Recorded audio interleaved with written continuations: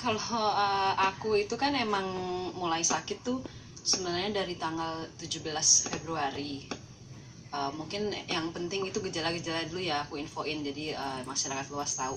Kalau aku itu mulai dengan batuk dan demam tinggi, vertigo, nyeri di tulang dan otot-otot semua. Aku benar tidur aja dan keringetan tuh, jadi aku harus ganti baju 3 kali sehari gitu, yang benar-benar kadang keringet dingin, sempat diare dan muntah sehari, tapi setelah itu yang berlanjut terus-terusan itu sisa gejalanya.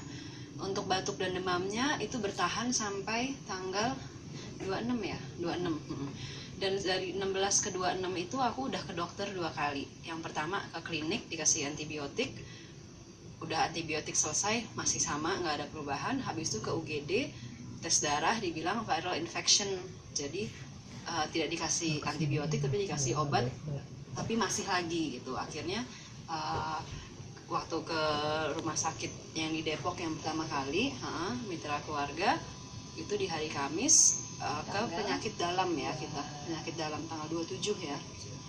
Nah itu hasil ronsen saya bronkonemonia dan memang ada flek di paru-paru. Akhirnya dirawat hari Kamis 27 itu bersamaan dengan ibu, karena saat nanti masing-masing ngomong gejalanya sendiri ya, tapi in general dulu. Bersamaan dengan ibu, ibu waktu itu nggak di ronsen ya, hanya tes darah. Kalau aku tes darah dan ronsen karena batuknya nggak berhenti-berhenti. Ibu nggak ada batuk ya waktu itu, jadi ibu di ronsen juga di RSPI, bukan di mitra keluarga juga. Oke, sorry ya. Jadi ibu waktu itu diagnosanya tifus, saya bronkonemonia. Jadi akhirnya kami berdua dirawat. Nah, kenapa akhirnya ngotot untuk tes COVID-19? Karena ya gejala-gejala itu sama seperti flu ya. Jadi memang kami lebih takut akan keadaan kondisi ibu, di mana kita tinggal bareng, sering tidur bareng juga gitu di satu kamar, terus dirawat bareng. Jadi keluarga kami, terutama kakak ibu, udah bilang, Sita minta tes COVID-19 aja, karena kalau aku umurnya prima, bisa gampang sembuh karena ini self-limiting disease. Jadi self-limiting disease, jadi immune system kita bisa membunuh virus itu untuk dan membantu penyembuhan kan. Cuman ibu kan udah umur 64, jadi itu di usia rentan. Jadi di hari Kamis itu saya minta ke dokternya apakah bisa tes COVID-19. Namun saat itu dari dokternya bilang itu prosedurnya panjang dan nggak bisa asal, karena kan itu berhubungan sama ya keadaan nasional Indonesia, dan saya ngerti juga gitu. Jadi aku juga nggak memaksakan juga.